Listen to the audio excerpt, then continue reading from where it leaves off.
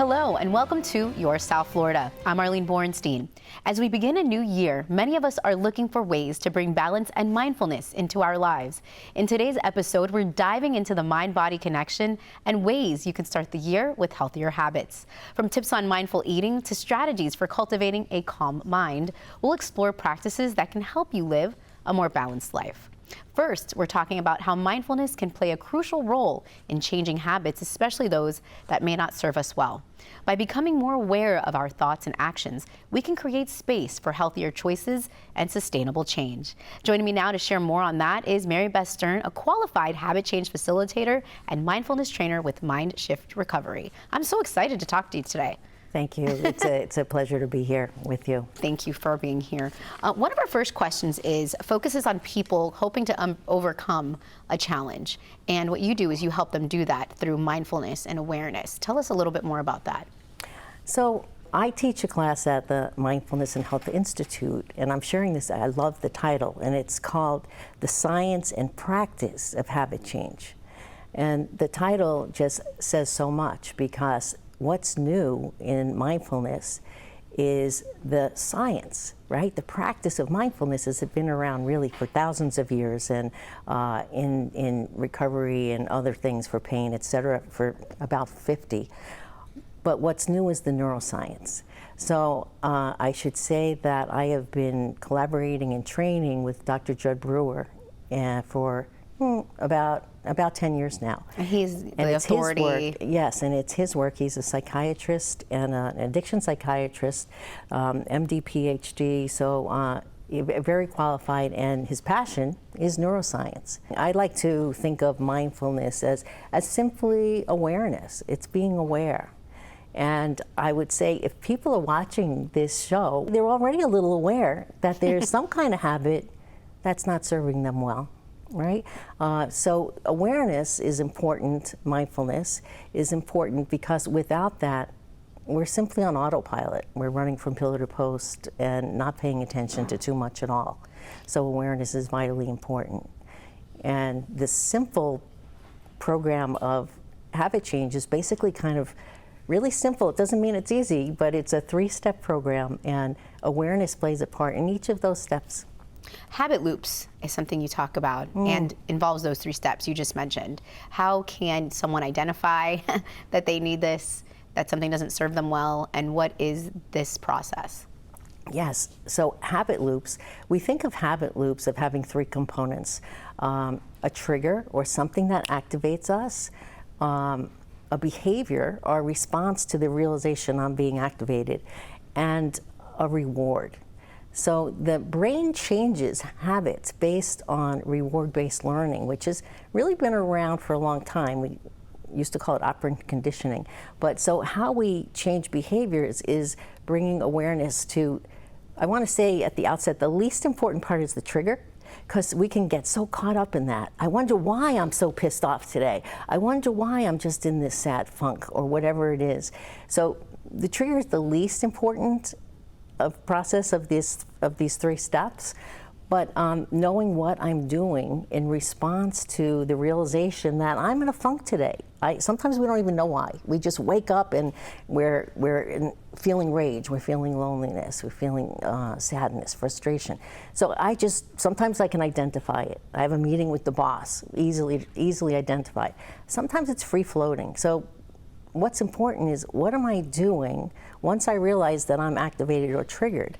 Am I going for the second glass of wine? Am I going to the fridge for the Haagen-Dazs? Am I engaging in, we often understand what behavioral habits are, right? We go for, just gonna have a couple beers to take the edge off. Before we know it, it's a 6-pack, and then maybe another. Gonna go for the ice cream, but there are mental patterns of behavior too. So when we're stressed, we go into a certain habitual way of thinking. This will never change. I'm never gonna get out of this. And before we know it, we're at the worst case ever. So awareness is knowing that I'm triggered, and what am I doing in response to this? So second gear is, what am I getting from that behavior? So we're really inviting you, almost counterintuitively, we're inviting folks to really be with the behavior as they're engaging in it. So in the beginning, we want to have it change, we want to change this, that New Year's resolution, right? I'm going to lose that 15 pounds by February. And then what happens, right?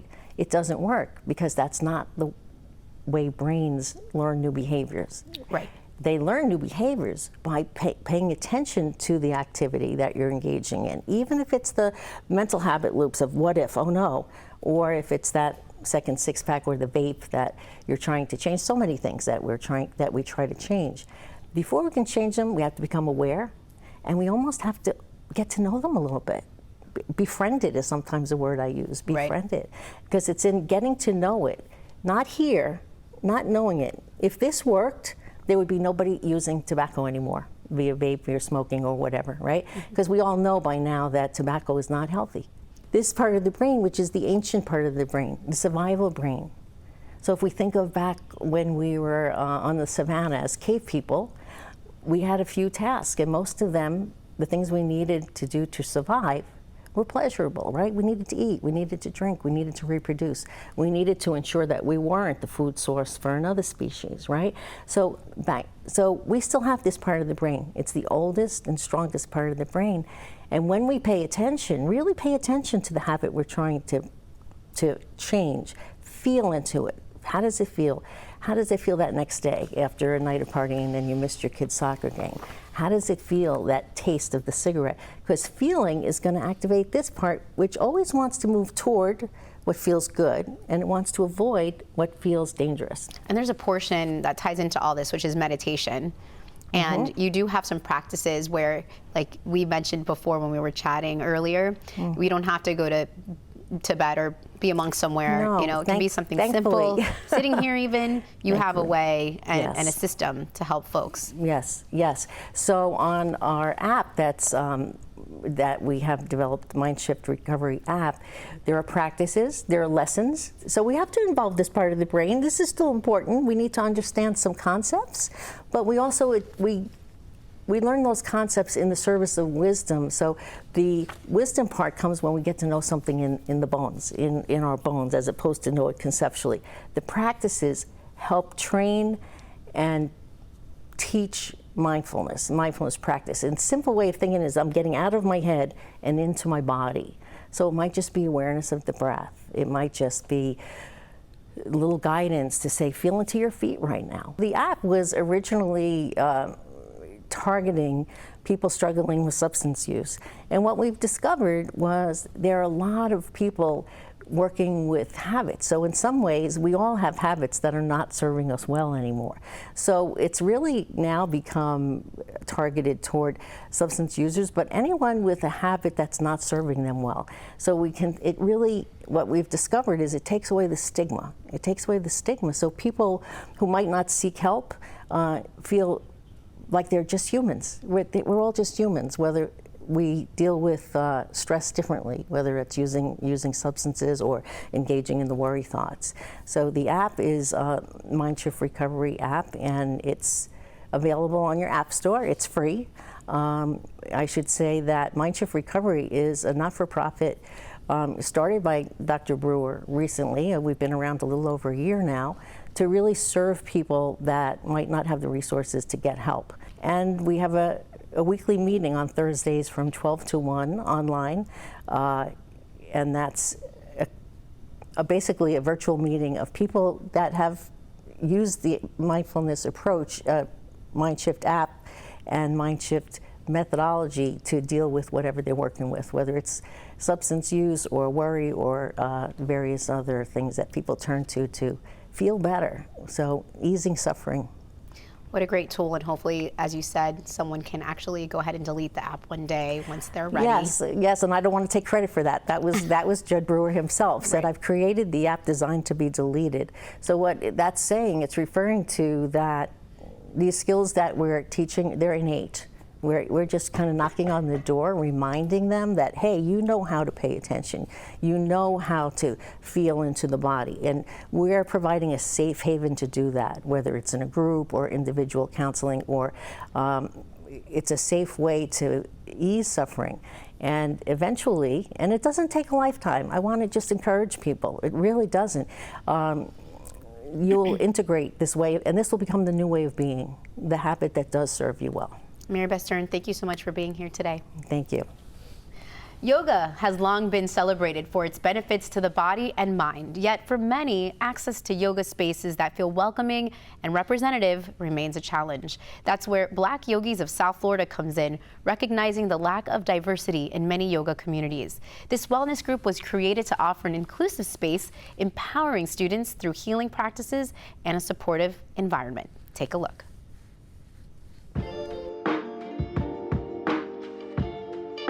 I began yoga as a practice over 12 years ago. It was at a time when I was trying to explore what would be the exercises that I would do to keep myself in shape as I became a young adult. It was the first thing that I did that was different than just a physical exercise, and I felt the mind-body connection from the beginning. And I said, oh, this is different and I want more of it. I moved to South Florida to grow my yoga business. I quickly became a yoga teacher and was hired at a yoga studio where I was the only Black woman, Black person at all on their staff. And I found myself in many classes where I was the only Black person. There have been times where I felt, super welcomed. It's felt aligned. There's also been times where I have experienced someone not wanting to have their mat next to me. And that doesn't feel good. And I have, also experienced times where I felt like the music didn't align or the message didn't align with me. Jasmine came to a 6 a.m. class that I had. It was refreshing to see her in class, and I wanted to make a point that I made sure that she knew she was seen and that we spoke, and that she knew that this was a place that she was welcome to come back to. When I saw that the instructor was a Black woman, I knew I wasn't alone, but I knew it would be soulful, it would be spirit-led, it would be fun, exciting. Since 2015, I have been practicing and teaching yoga. It gives me a moment to check into my body, to ask myself, how do I feel? What am I feeling? And it kind of take myself away from the world and only focus solely on myself, my body, and my movements, one at a time. If anybody has ever taken a class with a cultural person or a Black woman, the feeling, the music, the movement, everything is interconnected. So that feeling of not being alone, you have something you can relate to, it makes a whole difference in your practice and the outcome of it. We could not find an easy way to find places where we could be in community with people who looked like us. And we decided to start it as a meetup group. And we started very small and humbly with just one student, and it continued to grow. The part of building our community is networking. And so we found that there was a Black-owned co-working space led by a Black woman. As soon as you walk in, you feel comforted, you feel excited, you feel vibrant, the energy is good. It's important to be in spaces like this that's gonna welcome you and give you your needs and be supportive.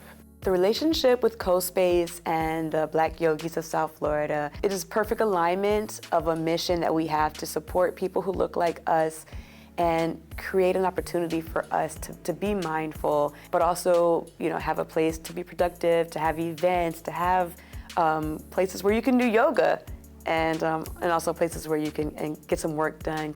Mindful Monday is an offering that we have at CoSpace. We host it once a month, and we invite various yogis to come and instruct a gentle yoga flow right here in this space. And our members with various levels of experience in yoga can experience a class that is helping them to reset the Monday, depending on how your day has gone, intentionally have a good week, and just introduce people to a different way to cope with the stresses that sometimes come with just being a business person, an entrepreneur, just a person trying to survive in this day and age. Through Black Yogis of South Florida, we have a network of 30 or so yoga teachers.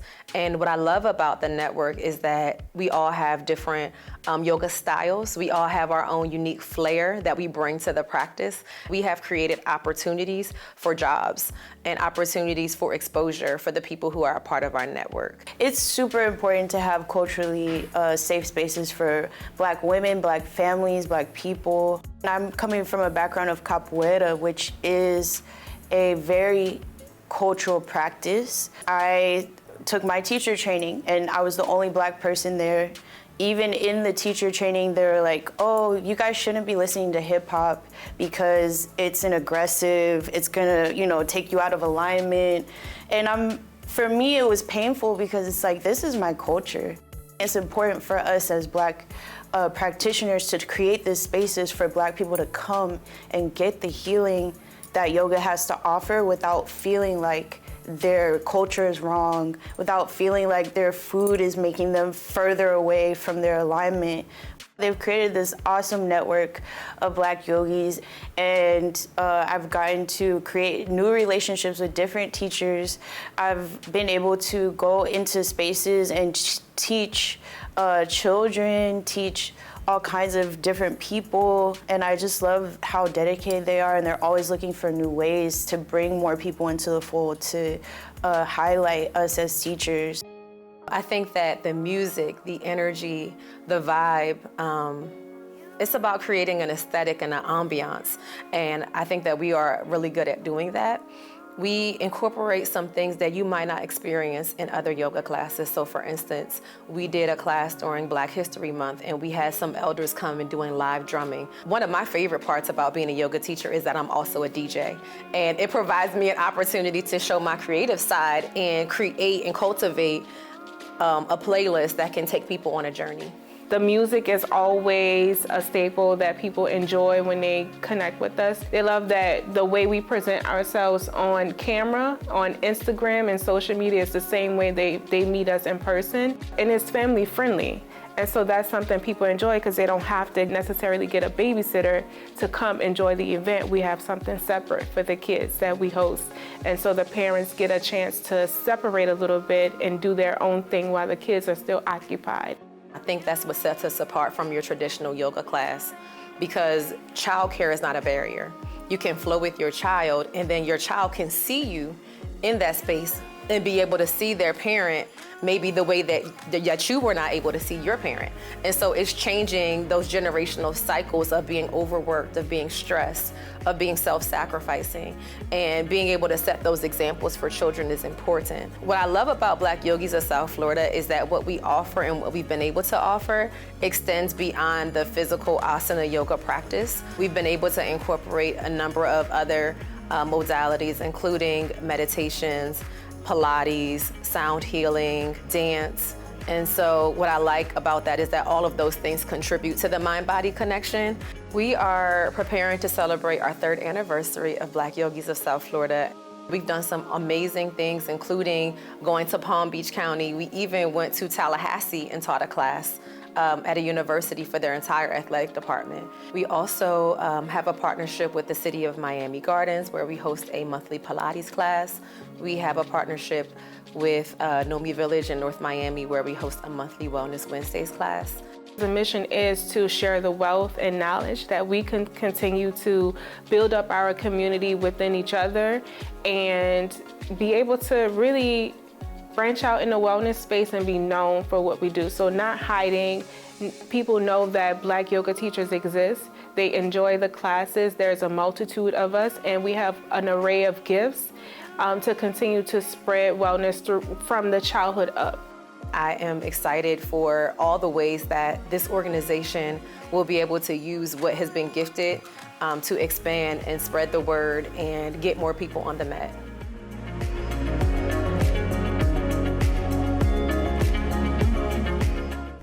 Living a mindful and balanced life is about connecting the mind and body, and that includes our relationship with food. It's called mindful eating, and it's about being present and intentional with what we eat, which can have a big impact on our overall well-being. Joining me now to share more about that is author and wellness coach Rebecca Kasten. You are also an integrative nutrition specialist. We're so lucky to have you at FAU. Thanks for joining us. Thanks for having me.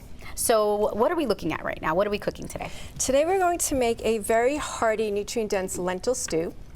It has full of protein, it's got lots of vitamins and minerals, B vitamins, and it's a great, easy hack for busy moms, people who are trying to be healthy during the new year. Why lentils? There's so much to it. So lentils is a great protein source, especially for like my non-meat eaters. I love lentils. It's full of iron, protein, folic acid, B vitamins. So I love lentils. All the beans are great, but in this stew, like lentils really gives it a nice, warm, kind of homey feeling. It really is. It's going to not only be healthy, but you can add all these wonderful things and maybe make it your own. Tell us why you picked some of these specific ingredients. Okay. So I love teaching to eat the rainbow, right? And when we eat the rainbow, first of all, you're getting all the different nutrients and vitamins and minerals. Each different color, fruit and vegetable, there's a reason for it. They each offer our bodies something different. The great thing about these stews is that you can use any vegetable. Right, anything that you have in your refrigerator, whatever is on sale at any of the local supermarkets, and you can throw anything in that, change up the vegetables, change up the spices, and create just like a whole new flavor. But in this dish, you're getting like a very protein-rich meal that's really good for your health, and it's good for your brain, and it's great and easy to feed the kids, and it's great, has great leftover, capacity and value. Yeah. We love that as moms for sure. So what is mindful eating? I guess we can start cooking and talk about what it is to be mindful, because there's a mindful element in even cutting the vegetables. There is. So when we talk about like mindfulness, just in and of itself, we're just fully immersed in the experience of creating the recipe, shopping for it, picking out the beautiful vegetables, and then when you sit down with your plate, like using all of your senses, the smells, the tastes, the textures, even like listening to like how a particular food like may crunch in your mouth, right? And if you take that time and eat it really slowly, like your body gets that full experience, which is so much better than that everything's fast. Your body doesn't know what to do with all of that fast food that you're consuming. Like if you're eating in the car or eating standing up or just rushing through the meal because you're at work. Exactly. It's just creating more stress in your body, and the body kind of stores it. And this is where we start to see metabolic disease and weight gain. So if we sit and we're just really enjoying it with our family, right, you also get that family time. Right, sitting with them and really just slowly enjoying a meal, and then your body knows what to do with every nutrient, and it uses it for energy and helps with your brain and helps with weight loss and digestion. So it's mindfulness, just slowing it down. Yeah. And just being aware. Even like one meal at a time. Yeah. Just trying to slow it down a little bit. Exactly. So for those of us who don't cook a lot, what would be sort of the first thing we start making? What do we put in the pot first? Okay. And then after? So we're going to chop all of our vegetables. Love that. And we're going to put a little bit of olive oil. Maybe about a tablespoon or two. Olive oil is really good for you. It's good for your brain. So we need olive oil, but if you're not doing oils, you could start it with a little bit of broth. Okay. So we have our olive oil in there. The first thing we're going to add is our onions. Love that. Right. It's one of like the best smells in the whole world. I know, I is smell it. like It smells onions and garlic. So we have our onions in the pot, and then we have 3 cloves of garlic. You can either dice them, chop them, or use a garlic press, which is my favorite easy hack. Love that. And the prep of all these vegetables literally took me, I don't know, less than 15 minutes. And the cost, it might look like this was very expensive, but it's really not. $10 to $12 max, depending on where you're shopping. So this will feed a family of 8. Or a smaller family with lots of leftovers, and it averages out to under $2 a serving. And then just put a little bit of rice, then you've got a complete protein, a little green salad, and you've got like this beautiful meal and leftovers to take to lunch the next day. So it's fabulous. And a mom hack that I have, and this is for anybody, you know, a college student in a rush, someone busy, trying to practice mindful eating, is maybe some frozen vegetables, because in case you buy them raw, you don't make them in time, you don't want to lose the vegetable or the money. So frozen vegetables are okay too. Frozen vegetables are great. I always say I'd rather you eat a frozen vegetable than no vegetable at all, right? Frozen vegetables are frozen right as they're picked. So, you know, in the perfect world, I would love everyone to eat organics, but sometimes it's not affordable. So you can always get frozen vegetables. Frozen organic vegetables are a lot cheaper, and you can use those in the stew. Also, this is great for when you have vegetables at home and they're starting to go bad. Don't throw them out. Like throw out like the icky parts and then just chop them up and just throw them in a stew. That's Save it. Cut around it. Don't leave it. So we've got our onions and our garlic. We're going to cook those down for a few minutes. We just want them to be really soft and fragrant. Low heat. We don't want them to burn. Perfect. And then after that, we're going to put in all of our carrots. Good for your eyes. Celery for flavor. And our celery. Love that. And we're going to cook this again for like another 5 minutes or so. And what we want to do is just really have everything just nice and soft. And the potatoes can be peeled or not peeled as well, Potatoes peeled or not peeled. The potatoes give it more fiber, more vitamins. All the skins on the vegetables actually boost the nutrient profile. So as long as you're washing it very, very well, especially if you're buying conventional veggies, you may want to soak it in some baking soda or get like an organic like vegetable wash and just really, really scrub and make sure all the dirt's off, and then you can keep the skins on. Okay, that's a good tip. So you also teach at FAU. I do. Tell us about that. So I teach an integrative cooking class at FAU, and it is free to the community. We actually have a lot of classes on cooking, mindfulness, breath work that's free to the community. And what we teach is holistic living and how to just be mindful in everything that you do. And you know, one of the greatest things is knowing that you have a breath, which is like your best tool, and you take it with you. So people can come there and learn all kinds of things on how to support like holistic wellness. Some moms don't have time to like meditate. But something like this could even be meditative, like how you're chopping your vegetables and stirring the pot. And this is also great to enlist your kids, right? Your kids can help if they can use a knife. So then we're going to put in our spices. We've got a teaspoon of cumin, a teaspoon of paprika, some Italian seasoning, or you can use thyme, and some salt and pepper. That looks amazing. And some of these diced tomatoes give it as well. some flavor. A little bit. Yes. And then we're putting in 1 can of diced chopped tomatoes. That goes all right in together. Looks really good. And it smells so amazing. And then we're going to put in our broth. Okay. Okay. And how much broth do you need? So about 1.5 of these. So we're using about 6 cups. So this is about 4 cups. So about 1.5 of these are going to go in. And we haven't even put in the lentils yet.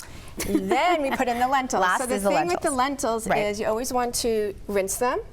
To get any excess starch, and sometimes you'll find little rocks. So you always want to like rinse and check your lentils. Rinse the lentils. We're going to put that in, right? Love that. We're going to stir that up. It's from the earth. And that is it. And then you're going to take your cover and just cover it up, and it's going to sit for about 30 to 40 minutes. You just want the lentils like nice and soft, and the vegetables not mushy. They'll have a little bit of bite. And you can get that started and then just set the table, help the kids with homework, and then we have our finished product. I love that. And you can have this, you said, with the salad. Let me put this right here. Can you pair this with? This would be great with, over some rice, if you want to put some white rice or some brown rice. You can make like a little green salad. And it's just such a hearty meal. Let's show the cameras how good this looks, and it smells so good. Nice and steamy. Can you see my bowl? Can't wait to try it. Don't want to spill it. This is great for our Florida winters, but anytime. And then thank you. And then we can also a little garnish, right? A little cilantro. Make it look pretty. Make it look a little beautiful. Love that. Right? Because Can't wait to try this. We want to look at all of like the colors and the smell. Right. That's part of mindful eating is like getting the sensation of the aromas and stuff. So good. Well, I hope you enjoy it. Cheers. I know. Let's cheers. I'm so excited to try this because I've been looking at it, smelling it. So good. That is delicious. All the spices come through. Nothing's overpowering. Everything blends in well together. Thank you so much for being here, Rebecca. Oh, you're so welcome. Thank you for having me. Of course. And I'm going to try to keep mindful eating at each and every meal. So for the full recipe for this and more on Mindful Living, follow us on Facebook at Your South FL. I'm Arlene Bornstein. Thanks for watching. For more stories about your South Florida community and local resources, like, subscribe, and click the video below.